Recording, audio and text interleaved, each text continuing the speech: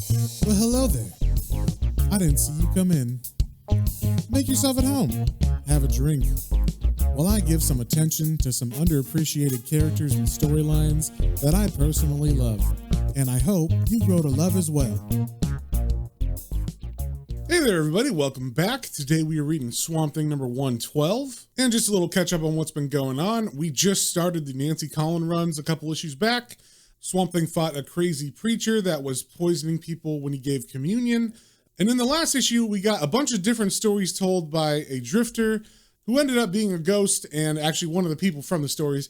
And I'm pretty sure that those stories are going to be setups for future issue plots. So be on the lookout for future issues about werewolves, about ghost pirates, and Rougarous that are swamp monsters that are not Swamp Thing. So that is where we left off with the last issue. So first things first, with issue 112, we got the cover here. This is a pretty great cover. I would definitely pick this up if I saw it, especially if I was a Swamp Thing fan. But we see the side of a tree, and on that tree is a Swamp Thing for Governor poster. So apparently Swamp Thing is running for governor. We also see that there are bullet holes in this poster, and an axe has been cut into it as well. So looks like Swamp Thing is not very popular as a gubernatorial candidate. We also see on the cover that this is written by Nancy Collins with art by Tom Yeats and Shepard Hendricks. And we see on the first page that this is in fact a political issue. We're getting a newsroom where they're talking about the gubernatorial race, and we're seeing them talk about each candidate. There's only two, of course. There's a Democrat who's the incumbent and the Republican who is trying to get in. And from what the newscasters are saying, each candidate has its problems. So they cut to the interview where the newscasters are asking them directly what they're going to do. And the reporter asks, Governor Rome, with the state mired in its fifth-year recession, the murder rate at an all-time high, and tax revenues having been cut in half, what campaign promises are you willing to make to the people of the state of Louisiana? And I love the way that Nancy Collins does this. She doesn't actually write word for word what he says. She just hits the key words that he would, of course, be hitting, and then puts blah, blah, blah in between them. So when the governor is asked this, he says, jobs, blah, blah, cut taxes, blah, blah, more jobs, blah, blah, increased deficit spending, blah, blah, blah, still more jobs, blah, blah. So I think that's a pretty good way to write a politician, especially because most of that stuff in the middle doesn't matter anyway. And the news reporter asked the same thing to the Republican candidates, and we get a similar answer from him, but of course they're like Republican talking points. So his says, cut taxes, blah, blah, jobs, blah, blah, end affirmative action, blah, blah, reverse discrimination, blah, blah, more jobs, blah, blah, welfare mothers, blah, blah, execute drug dealers, blah, blah, repeal abortion, blah, blah, still more jobs, blah, blah. And I gotta say, Swamp Thing apparently predicted what's going on in the politics now, because executing drug dealers has been brought up recently, and also repealing abortion. And for the Republican candidate who's named Representative Barron, they ask a follow-up question because he's got kind of a tainted past. They ask, what about your work with the National White People's Dignity Front and your past affiliation with the American Nazi Party, the Ku Klux Klan, and such extreme Christian fundamentalist cults as the Covenant and the White Brotherhood? Won't this alienate you from many of the voters? And Representative Barron looks at the reporter with a big smile that says, I want to kill you, and says, you said it yourself, Harlan. Those were past affiliations. While I firmly believe that the average white American worker has more than paid for any injustices done to the black race in the past, and my early flirtations with more radical viewpoints were not serious. I've matured and grown since then, and I believe the good people of Louisiana are willing to forgive me my youthful folly and judge me for what I am, and not what I was. And that is what makes America great. So it sounds like we got some real winner candidates here this election cycle. Also, another thing that the writer does is once the reporters are done with the political interviews, the reporters in the studio give what's coming up next. And of course, it's like wacky zoo animals and the weather. So I just thought that was funny. Then we cut from the newsroom to Tulane University Student Center in New Orleans. And we're seeing a meeting of a group called the Bon Ton Rulers. And they seem to be a liberal student organization. And they don't seem to like the candidates very much. They are not happy with the current Democrat incumbent, and they definitely don't want the racist Republican in there. And because of this, the kids are feeling kind of apathetic towards the whole situation. They don't want to vote for either of them. And as they're having this discussion, the teacher says, don't sell yourself short. There's no limit to the number of monkey wrenches clever, motivated young people can throw into the machinery of the establishment. And that is why I am proud to introduce to you the Bonton Rulers monkey wrench for the 1991 Louisiana Senators election. I nominate as our party's candidate none other than the one, the only, the organic Swamp Thing. And we see him holding up a poster. I don't know if it's a drawing of Swamp Thing because it looks pretty candid. So I'm thinking it's maybe one of the photos that someone's taken of him while he's been walking through the swamp in this series. And I should say he's running as the green candidate. And we also see that the name of this issue is All the Swamp King's Men. Then we cut to somewhere in Terrebonne Parish. And that is the part of the swamp where the Cajuns live.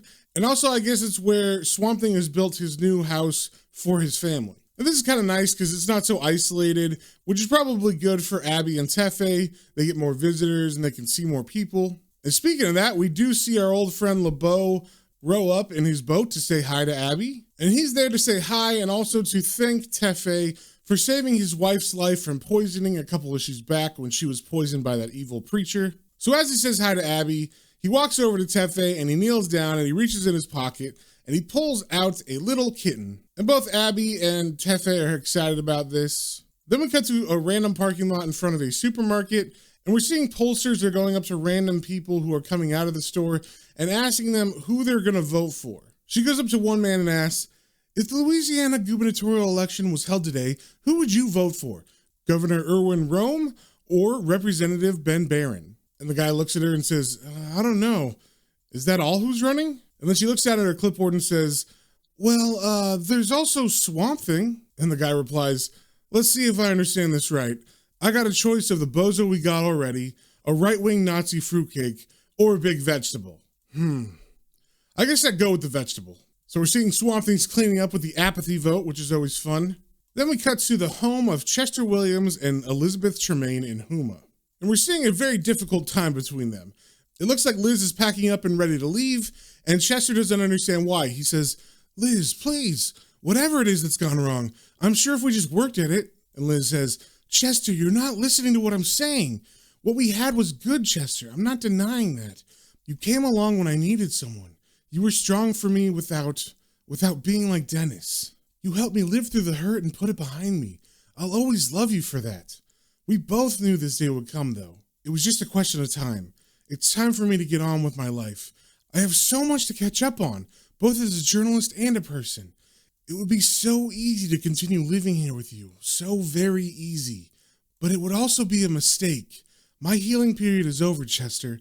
It's time I left and started living my life the way I feel is right, for me. And Chester still doesn't quite understand. He's like, Liz, whatever it is I've done, I'm sorry. She goes over to him and puts a finger over his lips and then gives him a little kiss and says, Chester, this has nothing to do with you. I'm the one that's changed. I can't explain it, but for the first time in my life, I'm in love. Really in love. The way Alec and Abby are. I have to be with her, Chester. Please, understand it's not your fault. You're a sweet, gentle man, Chester. I'm going to miss you. So she's finished packing and she's walking out the door. And Chester asks that if, before she leaves, is she going to go see the Swamp Thing family and say goodbye to them? And she says, leaving you is hard enough. I'll write them once I've started in Portland. Abby will understand. Just tell her thanks for everything. And then she walks to the street, and as she passes the mailbox of the house, she notices there's some pretty flowers, and she picks one and she puts it in her lapel and then continues to walk. Then we come back to the newsroom later that night where we're getting the results of those polls. And we're seeing that after all those different people were asked in the parking lots who they were voting for, apparently 20% of them said that they were voting for Swamp Thing. And we get a panel of the kids and the teacher who nominated Swamp Thing to be governor, cheering and laughing as they watch the TV that night because they have indeed thrown their monkey wrench in the machine. And the news reporters are also interviewing a guy who's saying that it's perfectly legal for Swamp Thing to be a candidate because it doesn't say anywhere that you have to be human technically to run. Technically, the only qualification is that you have been a resident of the state for 5 years, which Swamp Thing has. Then we come back to Swamp Thing's house where we see Abby and Tefe are playing with the little kitty. And LeBeau has gone, but we see they are getting another visitor. It is a very disheveled and torn up Chester, because apparently he walked from his house through the swamp and all the way to Swamp Thing's house. And Abby turns and sees him coming up to them, and she says, Chester? And he replies, she's gone. She's left me, Abby. And for some reason, Abby yells out, "Oh my God, Chester! Alec! Alec!" And almost like Swamp Thing was waiting in the ground just below, he just pops up right away and grows himself a new body and says, "Abby, what is wrong?" And I guess Abby was just surprised at how Chester looked, like if he was hurt or something. So she's helping him walk over to Swamp Thing and she says, "Oh, Alec, look at him. He must have walked here through the swamp. It's a miracle he wasn't bitten by a water moccasin or attacked by an alligator." And Swamp Thing picks him up like a baby and says, "Here, I'll carry him. I have never seen Chester like this. Not in all the years I've known him." And Abby asks, "Alec, do you think he's sick?" And I don't know why she doesn't get it yet, but Chester says it again. "She's gone.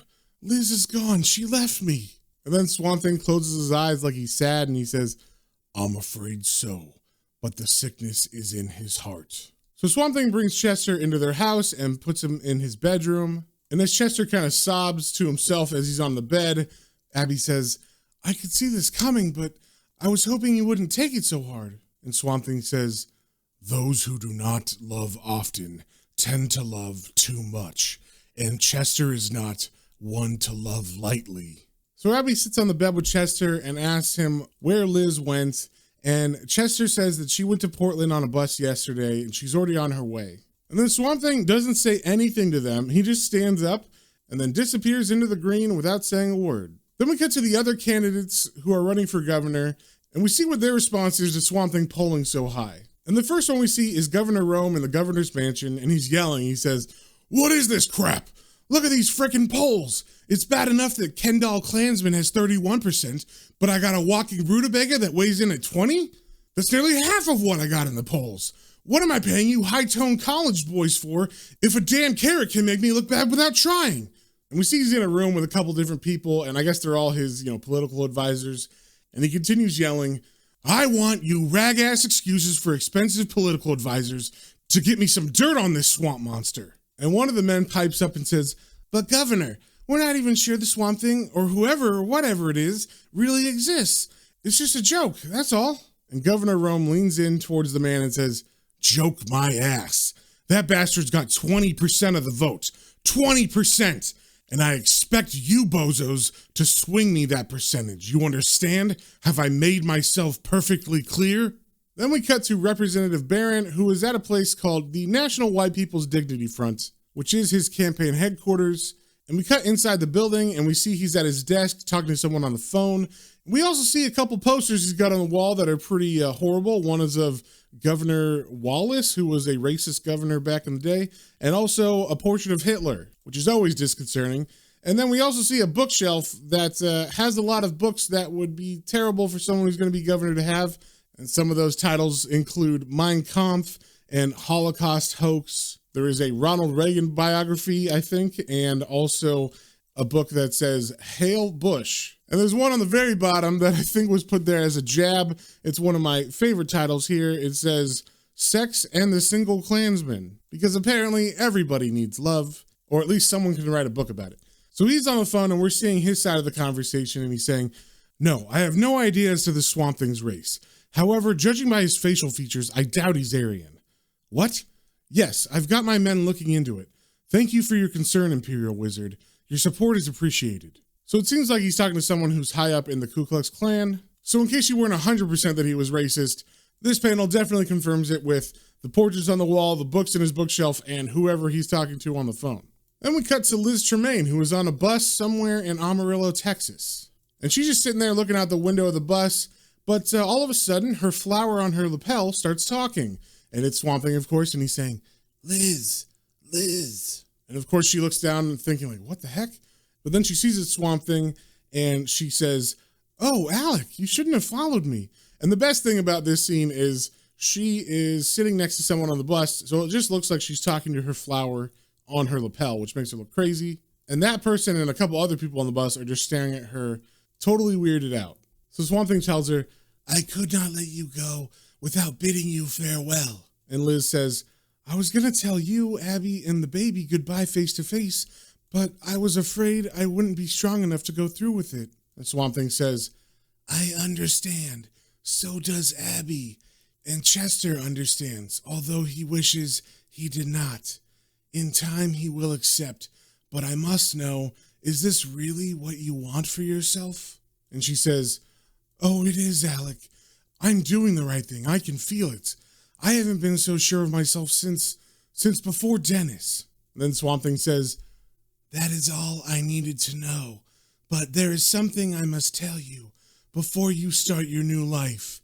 You are special to me, Liz Tremaine. Except for Abby, you are the last who still remembers me when I believed myself a man. All the others who knew me as Alec Holland are dead and gone. I have always felt guilty that I was not there for you when you needed help. And Liz starts to tear up and she says, Alec, you don't have to apologize for what happened to me. That's over and done with. And Alec says, should you ever need me, take this flower, swallow it, and call my name. The green will relay the message. Promise me you will do this. And she promises, and Swamp Thing continues, I must go. Farewell, Elizabeth Tremaine. May your new life hold as many wonders and joys as mine has. And then Liz says, goodbye, Alec. Kiss the baby for me, okay? And then we see Swamp Thing's face disappear into the petals of the flower. Then we cut to the kitchen inside of Swamp Thing's house, and we see Chester is eating some food that Abby's made for him, and Tefe is making a mess of the food that Abby made for her. And we're seeing something interesting, I guess because, they have a baby now and they're living maybe closer to people. They actually have like a refrigerator and some other stuff that you would need that needs electricity. So she's explaining to Chester all this stuff. So she's saying, this is all recent. Back when we lived in the fairy castle, it wouldn't have seemed right, but with this new house, it's different. Alec thinks providing a more structured, realistic environment will help Tefe when it comes time for her to socialize with other children whose daddies aren't elementals. And Chester asks, how'd you get a stove and a refrigerator? You don't even have a checking account anymore. And Abby says, they were given to us by the local Cajuns. It was their way of thanking Alec for saving them from that crazy evangelist. The Cajuns are a strange folk. They aren't sure whether they like us, but they trust us. One thing for sure, it's made life easier. But that's all beside the point. Shouldn't we be talking about what happened the other night? So it seems a full night has gone by in between when Chester got there and now. And Chester's super embarrassed about what happened, and he says, I'm sorry for all the trouble I put you and Alec through. It was stupid of me to lose control that way. And then Abby goes over to him and kind of gives him a hug and says, Chester, if you can't be stupid around your friends, who can you be stupid around? Alec and I will always be here for you, no matter what. And then Chester says, Abby, I haven't allowed myself to go on a bender like that since Liz moved in with me. I realized that this was the right thing for her, but that didn't make it any easier. And Abby says, don't worry, Chester. You'll get over her in time. A sweet guy like you shouldn't have any trouble finding himself a woman. And Chester looks at her and says, you really think so? And Abby says, sure, you're good-natured, handsome, sensitive, understanding, and you're good with children. And as she says that last part, Tefe takes a big spoon of whatever she's eating and throws it in Chester's face. Then we cut back to the newsroom, and of course they're doing their morning news. And these reporters have been trying to find someone who knows anything about Swamp Thing to give a statement. So the last time Swamp Thing really interacted with humanity, it was when he took over Gotham. So they send reporters to Gotham, and Commissioner Gordon is in front of the police station giving a report about the Joker, and he's saying, as of this moment, the Joker remains at large. And then someone yells out, we're not interested in the Joker. We want to know if the Batman has expressed any interest in the news that Swamp Thing is running for governor of Louisiana. And Commissioner Gordon is stunned by this question because he hasn't thought of Swamp Thing for a while. So he thinks for a second and he says, well, I never met Swamp Thing per se, but from the few times the Batman's mentioned him to me, he seemed to be a being of personal integrity. Now about the Joker. And then we cut to a reporter saying, and there you have it, an unsolicited endorsement for Swamp Thing from the Batman. Then we cut to Governor Rome's house where he's reading the newspaper now saying, Batman endorses Swamp Thing, best friend confirms. And the governor says, what's going on here? I can't believe what I'm reading. This two-legged compost heap's got an endorsement that every politician in this country would sell their mother for. I'm paying you chuckleheads good money to wangle me endorsements and support. Okay, tell me what you've got lined up for me in the superhero department. And one of his advisors looks through a folder and says, how about the Green Lantern? And the governor says, now that's more like it. The old one? And the advisor says, no, the new guy. And unfortunately, I don't know which Green Lantern they're talking about because at this time there were three. Hal Jordan, Guy Gardner, and Jon Stewart. So I'm not sure if they're talking about Guy Gardner or Jon Stewart. If I had to guess, I would say it's Jon Stewart because he's black, and this guy might think that that would hurt his chances in the polls. Then we cut to Representative Barron, who is giving a speech, and he's also bringing up this whole thing with Swamp Thing being endorsed by Batman, and he says, "Before I begin my speech, I would like to respond to the questions that have been put to me concerning the Batman's endorsement of my so-called opponent, Swamp Thing. Now, I do admire Batman's no-nonsense handling of the drug and crime problems plaguing America's inner cities. However, we all know they're kind of always stick together." And when he says this last line, he definitely gets an evil, kind of menacing look on his face. And that last line kind of made it sound like he thinks superheroes are a different race of people. So then we cut back to Swamp Thing's house, and we see it's now evening and the sun is going down. And we're seeing Chester has kind of calmed down from the morning and the day before. He's saying, "I want to thank you for letting me stay out here, Alec." And Swamp Thing says, "We are glad to have you stay as long as you like, as long as you need to." And then Chester looks at him and says, "Abby said you spoke to Liz." And Swamp Thing responds, "She still cares about you." And Chester asks, "How was she? I mean, was she okay or depressed or scared?" And Swamp Thing answers, "No, she was strong and sure of herself, like the Liz I first knew. Don't worry, she will do fine in her new life." And then Chester stares forward at the setting sun and says, "Yeah, but how am I going to handle mine?"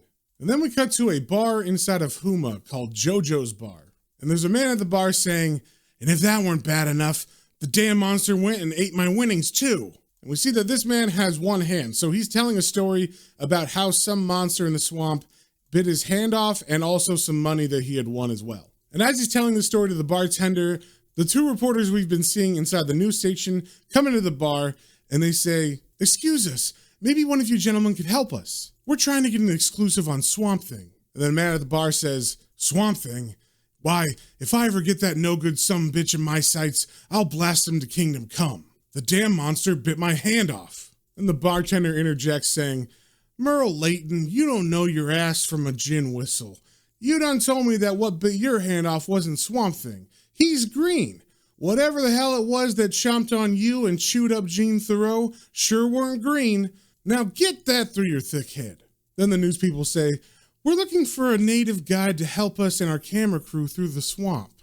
We're willing to pay cash up front." And at the word cash, Merle, the guy that has one hand, perks up and says, "Look no further. I was born and raised in these parts. I know the swamp like the back of my hand. I'll be more than happy to guide you safely to your destination. Now, about my fee." Then we cut to a motel called the Sandman Motor Court, which I'm sure is a nod to the Sandman comic book. And this is where the reporters are staying while they're in Huma trying to find Swamp Thing. And we're getting a little bit of their real personalities because they actually hate each other. On air, they are very smiles and nice to each other, but in this room, they are hating each other. They are trying to backstab each other. And the whole crew that's with them is staying in an adjoining room. And it seems like they have heard this argument many, many times. So they're not joining in, they're just kind of listening. And they're pretty much just arguing whether the viewers like one or the other more. So this is probably just here so we know that they hate each other. Then we cut to Bubba's Gun Depot and Bait Shop in Huma. And we see Merle, the one-handed guy that's supposed to guide the reporters into the swamp, is drinking with the buddy, I guess, who owns this gun store. And the guy who owns the gun store says, "Well, I'll be damned. I thought I'd done every kind of customizing a man in my line of business could do, but this one here takes the cake. You sure that ain't pinching none?" And Merle takes a swig of his Jack Daniels and says, "Nah." And the gunsmith says kind of nervously, "There you go, Merle, just as you ordered." And then we get a big splash of Merle standing up, and we see this customization that the gunsmith has done. And basically, he has made a glove that fits over Merle's stump on his right hand, and we see that that glove is attached to a shotgun. So it's basically like Army of Darkness with Ash and the chainsaw, but instead, Merle's got a shotgun hand. And Merle even references Army of Darkness because he says groovy as he stands up. So it's definitely a reference to that. And that is the end of the issue. So if you guys have any comments, questions, or suggestions, you can email me at planestransandcomicbooks, all one word, @gmail.com. And until next time, remember to stay swampy.